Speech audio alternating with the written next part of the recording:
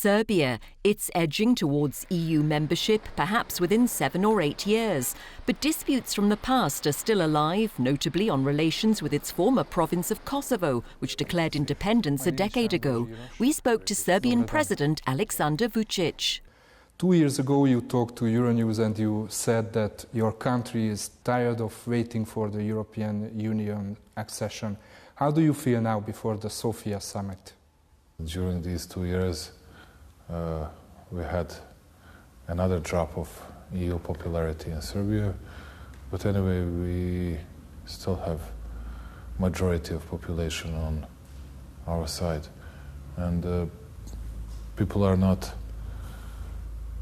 jubilant anymore about it, but rationally speaking, they are for our EU path. If you look at the budget proposal of the European Commission, there is no indication that other countries should join the European Union until 2027. So when actually Serbia could join the European Union, according to you? First of all, I think that no one have ever guaranteed us that we would be a part of European Union in 2025. But they were saying if you deliver, it was mainly about Kosovo arrangement, if we resolve all our problems with Pristina, and then everything else, including the rule of law and everything that we are asked to do, that we might become a member of EU in 2025. And we are on our EU path since 2000, and it has already passed 18 years. And that's why people feel from time to time exhausted. But anyway, there are no better solutions, and we'll do our job and we'll invest huge efforts attempting to find a solution for Kosovo crisis.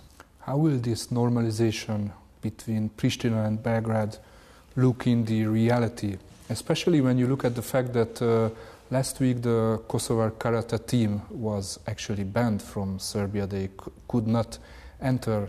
We acted in a very proper way. We allowed them to enter, but with no state flags of Kosovo, because to us they are not a state, but not only to us, but to all the others. And we agreed that they would come without state flags, and there won't be state flags of Serbia as well and all the other countries, and you can do it, no national anthems and everything else. And then they were responding, no, we don't accept it, because they want it to be banned. Looking from the outside, it's the same kind of provocation than what happened last year when Serbia sent this train to Kosovo with a huge Serbian flag and with the banner saying Kosovo is Serbia. Isn't it the same, mutual provocations against each other? There are no mutual provocations. If you see, when you say to us that Kosovo is an independent state, is that a huge provocation against Serbia? And you think that even your country that you're coming from recognized the independence of Kosovo, is that a huge provocation today? Should you consider yourself as a big provocateur? Because you have different opinion on the legal status of Kosovo than we do. We respect the fact that they think differently, speaking about legal status of Kosovo, than we do. And that's the difference. And you really think still that it was a provocation that someone was writing that Kosovo was Serbia? Wow, I think that Kosovo is Serbia. Am I provoking you or what? Are you going to arrest me, to kill me or what? If that's a big provocation. And at the same time, I'm very much ready to speak about compromise and to do as many concessions as it is possible, but not to humiliate Serbian people and not to undermine Serbia's interests.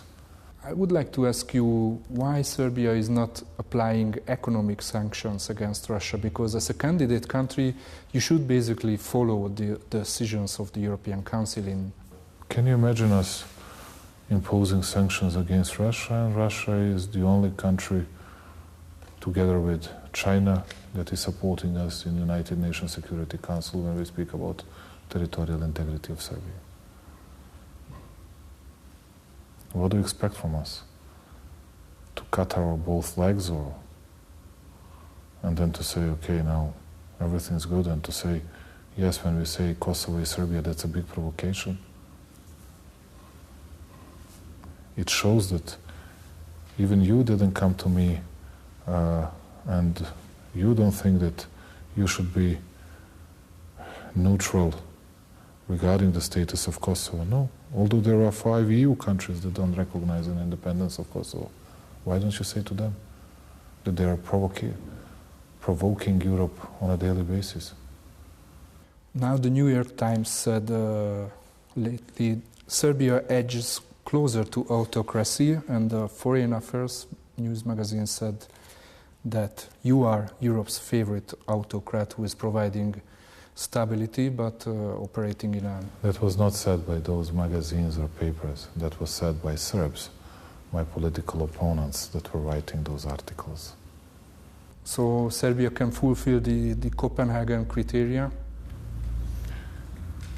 We'll be very ready to discuss all the problems that people feel, but I was listening from all the others that in Serbia would happen terrible attacks and murders and everything else, but it happened in Slovakia, in Malta, in Montenegro recently, but it didn't happen so far in Serbia. You heard of some of these cases that were happening in Serbia? No, you haven't. But, and it won't happen. But I'm also absolutely certain that we need to do something, because one part of our media society and civil society, they are dissatisfied from some reasons, and I'm very ready to listen to them and to see what we can do to overcome these kind of different opinions, and to see what we can do to sit down together and to find the best possible solutions for everyone. But please buy tomorrow's papers and tell me, is there anyone that is more attacked than myself?